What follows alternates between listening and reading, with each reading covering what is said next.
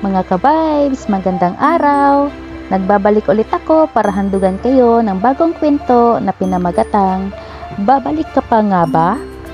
Kung bago po kayo sa aking channel, sana ay magustuhan niyo po ang aking mga kwento at pakisubscribe na rin po at pakiclick po ng notification button para lagi po kayong updated sa aking mga uploads. Maraming salamat po! Tara na, umpisahan na natin ang ating kwentuhan. Hindi maintindihan ni Celia kung ano ang nangyayari sa kanya ng araw na iyon. Kinaiinisan niya ang lahat ng bagay sa loob ng kanilang boarding house at lalong kinaiinisan niyang tingnan ang mga kasamahan niya sa trabaho na nakahilata pa rin hanggang sa mga oras na iyon. Pagkasawa man iyon o sundot ng konsensya ay hindi niya masabi. Basta't ang alam niya ay gusto niyang umalis at magpunta sa isang lugar na pwede siyang makapag-isip.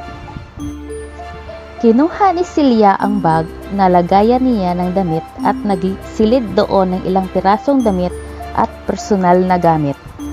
"Anong ginawa mo?" pansin ng isa niyang kasamahan. Kanina pa ito gising ngunit nanatiling nakahiga. "Nakikita mo naman kung ano ang ginagawa ko, itinatanong mo pa?" Tila inis na sagot ni Celia. "Ang ibig kong sabihin kung ano ang ginagawa mo at nag-iimpake ka na ng mga gamit mo. Huwag mong sabihing aalis ka ngayong araw," sabi ng boardmate niya na ang ngalan ay Girlie. "Aalis nga ako," sabi ni Celia.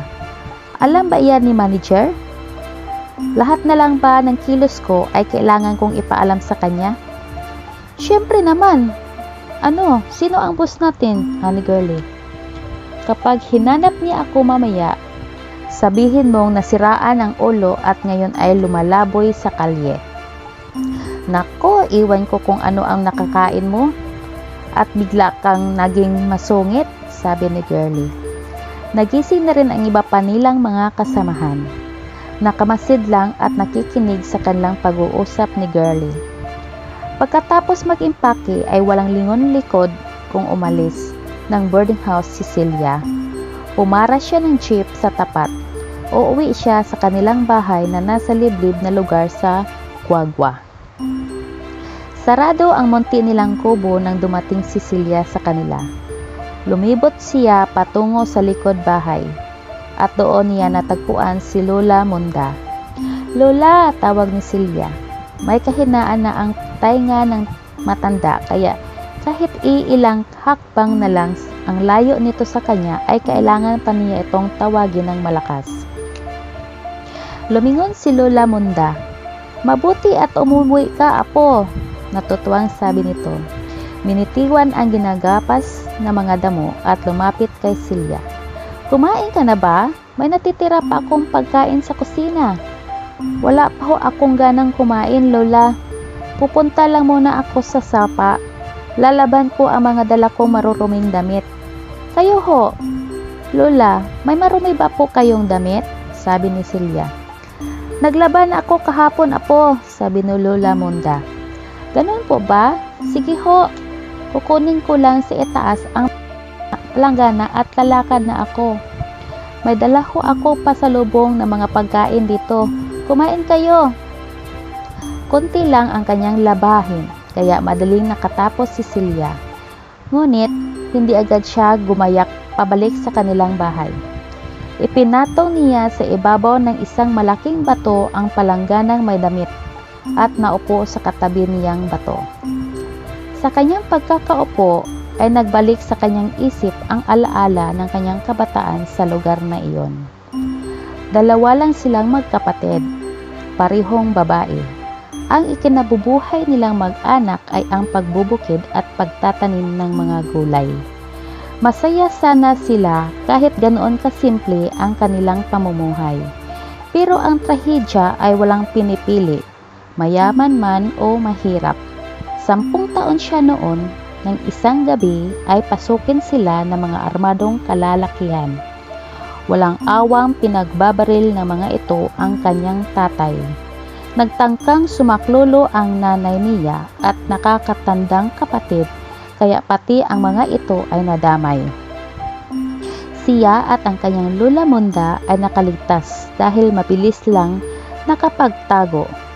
Kung mga sundalo ang mga iyon o NPA, hanggang ngayon ay malabo pa rin sa kanya. Maraming palagay ang narinig niya.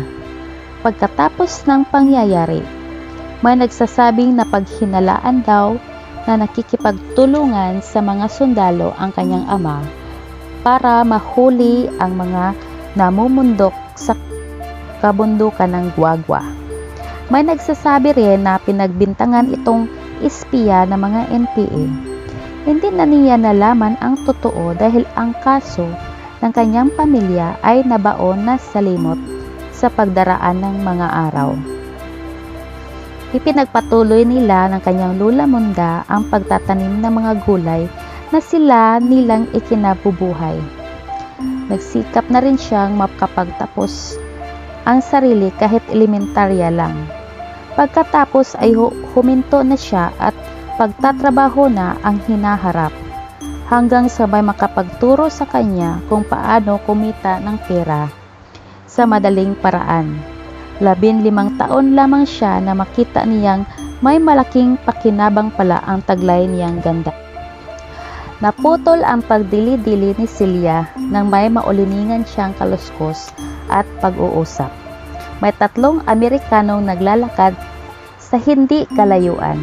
Sa ayos ng mga ito ay nahulaan niyang hunting ang pakay ng mga ito doon. Madalas dayuhan ng mga Amerikanong hunter ang kabundukan ng Guagua. "You go ahead, I'll take a bath first," narinig niyang sabi ng isa. Iniwan ng 2 Amerikano ang isa at nakita ni Celia na papalapit ito sa kanyang kinaroroonan. Doon kasi sa bahaging iyon ng sapa ang malalim at pwedeng langoyan. Lumihis ng daan ang Amerikano patungo sa bandang itaas, doon sa may malaking bato na ginagawang patungan ng mga lumulundag patungo sa tubig. Hindi pa rin siya nito napapansin. Naghubad ng suot na t-shirt at short pants ang Amerikano. Ang panloob lang ang itinitira sa katawan. Tatalo na sana ito sa tubig nang mapatingin sa gawi ni Celia. "Oh, I'm sorry, I thought I'm alone," sabi ng Amerikano. Nagkubli at muling nagbihis. Ibang klase ito, may sa loob ni Celia. Noon lang siya nakakita ng ganoon. Bilang mananayaw sa club sa Olongapo City, mga animal ang tingin niya sa mga Amerikano. Pero ang isang ito ay parang dalagang Pilipina. Nahiya na makita siya. Kinabahan si Celia nang maya-maya ay nakitang papalapit sa kanya ang kano. Muli, hindi na naman niya maintindihan kung bakit kailangan siyang kabahan. Gayong hindi iyon ang unang pagkakataon na may nakaharap siyang isang dayuhan. "Hello," bati ng kano. "Hi," sagot naman ni Celia. "I'm Frank Smith. Pwede ko bang malaman ang pangalan mo?" "Ako si Celia," sagot niya. Nakapagpasalamat siya na marunong magsalita ng Tagalog ang kanyang kaharap. "Dito ka nakatira sa malapit?" sabi ni Frank. "Oo, sa banda doon lang ang bahay namin," sabi ni Celia, sabay turo sa gawi ng kanilang kubo. "Kasama mo ang parents mo?" "Patay na silang pareho. Lola ko na lang nakasama ko sa bahay. Madalas ako dito, pero ngayon lang kita nakita. Siguro ay nagtatrabaho ka sa ibang lugar." Oo, sabi ni Celia. At iwan kung bakit bigla siyang nahiya nasabihin kung ano ang kanyang trabaho. "Saan ka nagtatrabaho?" muling tanong ng lalaki. "Sa Adam's Nest sa Olongapo." "Oh," sabi ni Frank na parang biglang nawalan ng gana. Hindi na niya kailangan pang sabihin sa kausap kung anong klaseng lugar iyon. Parang alam na nito. "Nagawi ka na ba doon?" tanong ni Celia. "I've never been there but I know the place," sabi ni Frank. "Hindi ako nagpupunta sa clubs kapag wala akong ginagawa. Hunting ang pinagkakaabalahan ko." Nakaramdam ng pagkapahiya si Celia sa sarili niya at kay Frank sa pananalita nito. Mahalatang disinti ang pagkatao, hindi kagaya niya. Tumayo si Celia at hinawakan ang palanggana ng mga nilabhang damit. Nice meeting you, sabi niya kay Frank. Sige, uwi na ako. Let me help you, sabi ng kano. Ako na magdadala niyan, ani Frank. No, huwag na, maabala pa kita. Siguro ay hinihintay ka na ng mga kasama mo kanina, paiwas na sabi ni Celia. Hindi sila maghihintay kapag hindi agad ako sumusunod sa kanila. Iisipin nilang nagbago ang isip ko at hindi na ako tutuloy sa paghahunt. Walang nagawa si Celia nang buhatin ni Frank ang palanggana. Tahimik nilang tinalunton ang daan patungo sa kubo ng dalaga. Pasensya ka na dito sa bahay namin. Mahirap lang kami, sabi ni Celia nang nasa harap na sila ng kubo. It's okay, sabi ni Frank. Where's your lola? Siyang pasungaw ng matanda sa pinto ng kubo.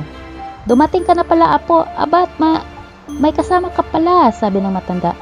Si Frank ho, lola. Pakilala ni Celia sa kano. Kumusta ho kayo? Sabi ni Frank. Tumingin kay Celia, ang matanda nakakunot ang noo. Ano raw, apo? Kumusta raw ho kayo, lola? Malakas na sabi ni Celia at sininyasan si Frank tungkol sa pandinig ng matanda. Naintindihan iyon ng lalaki. Mabuti naman, iho. Ikaw ba ang magiging asawa ng apo ko, ha? Sabi ni Lola Monda. Nako, hindi ho, lola. Ngayon lang ho kami nakakilala ni Frank. Maaba, sabi ni Celia. Nako, sayang. Kala ko pa na may... hindi bali. Halika, pumasok kayo sa loob, sabi ni Lola Monda. Pinaupo nila si Frank sa isang mahabang bangko na yari sa kahoy. Iyon ang tanging upuan sa loob ng kubo. Frank, maiwan mo na kita rito. Isasampay ko lang ang mga nilabhan kong damit, sabi ni Celia. Malapit na ang oras ng pananghalian, kaya nang muling pumasok sa kubo si Celia, ay ang pagluluto naman ang kanyang hinarap. Isang paraan niya iyon para maiwasan si Frank. Naasiwa siya rito, nahihiya. Ngunit pagpasok niya sa kusina ay sumunod ang lalaki. Kumain ka ba ng gulay, Frank? Ganito lang ang maipapakain ko sa iyo, sabi ni Celia. Hindi ako masilan, sabi ni Frank. Determinado talagang manatili roon ang lalaki. Hindi nag-isip pa ng anumang paraan si Celia para mapaalis si Frank. I love this kind of life. Simple, sabi ni Frank. Pagkaraan ng sandaling katahimikan. Kung papayag ka, Celia, gusto kong dumalaw dito ng madalas. Ha? Pero palagi akong wala dito. Si Lola lang ang madadatnan mo dito sa bahay, sabi ni Celia. So what? Pwede naman kami magkwentuhan ng lola mo. Mas mabuti nga para palagi siyang may kasama. At siguro, mapipilitan kang palaging umuwi dito, nakangiting sabi ni Frank. Baka matanggal ako sa trabaho kapag ginawa ko yon. Biglang nawala ang ngiti sa mga labi ni Frank. Celia, kailangan mo ba talagang magtrabaho sa ganoong klaseng lugar? Huminto si Celia sa paghahanda ng gulay. Tumayo at pabagsak na binitiwan ang hawak na kutsilyo. Anong pakialam mo? Ano bang pakialam mo? Galit na sabi niya. I'm sorry, I didn't mean to insult you, sabi na nagulat na si Frank. I'm sorry, Celia. Umalis ka na, Frank. Umalis ka na.